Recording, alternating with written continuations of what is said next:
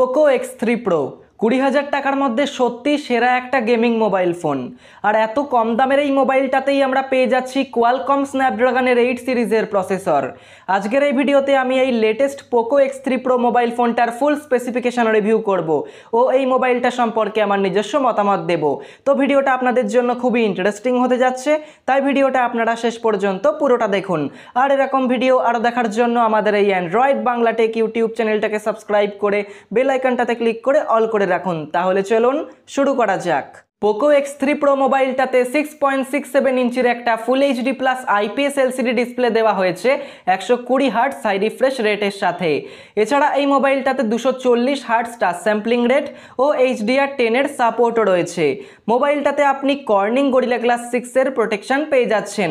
Ports and buttons হিসেবে মোবাইলটাতে রয়েছে power lock unlock button, volume up and down button, hybrid slot SIM tray, primary microphone, secondary microphone, ear blaster, headphone jack, USB-C port আর dual speakers. মোবাইলটাতে রয়েছে quad rear camera setup, যেখানে 48 মেগাপিক্সেলের একটা primary camera, 8 মেগাপিক্সেলের একটা ultra wide angle camera, 2 মেগাপিক্সেলের একটা ম্যাক্রো ক্যামেরা ও 2 মেগাপিক্সেলের একটা ডেপথ ক্যামেরা রয়েছে। সেলফি তোলার জন্য রয়েছে 20 মেগাপিক্সেলের একটা সেলফি ক্যামেরা পাঞ্চ হোল ডিজাইনের সাথে। মোবাইলটাতে সাইড মাউন্টেড ফিঙ্গারপ্রিন্ট স্ক্যানার ও ফেস আনলক এই দুটো ফিচার্সেরই সুবিধা রয়েছে। এই মোবাইলটার সবথেকে বড় বৈশিষ্ট্য হলো এই মোবাইলটার প্রসেসর। এই মোবাইলটাতে রয়েছে কোয়ালকম স্ন্যাপড্রাগন 860 প্রসেসর। মোবাইলটার পারফরমেন্সের ব্যাপারে যদি কথা বলি, তাহলে আপনি এই মোবাইলটা ব্যবহার করে অসাধারণ একটা এক্সপিরিয়েন্স পাবেন, কারণ এই মোবাইলটার মেন হাইলাইটই হলো পারফরমেন্স। আর যদি গেমিংয়ের ব্যাপারে কথা বলি, তাহলেও আপনি এই মোবাইলটাতে দুর্ধর্ষ এক্সপিরিয়েন্সের সাথে গেমিং করতে পারবেন। অ্যান্ড্রয়েড ভার্সন রয়েছে অ্যান্ড্রয়েড 11 MIUI 12 এর সাথে। মোবাইলটাতে রয়েছে 5160 mAh এর একটা ব্যাটারি 33 ওয়াটের ফাস্ট চার্জিংয়ের সাথে।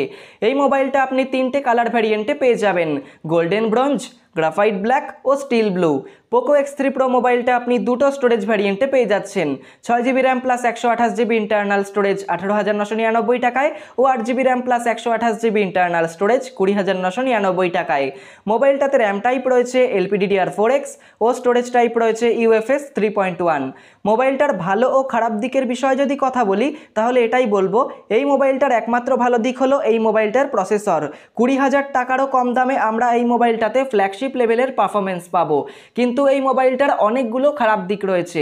প্রথমত, এই মোবাইলটাতে 48 মেগাপিক্সেলের ক্যামেরা সেটআপ দেওয়া হয়েছে, যেখানে পোকো X3 মোবাইলটাতে 64 মেগাপিক্সেলের ক্যামেরা সেটআপ দেওয়া হয়েছিল।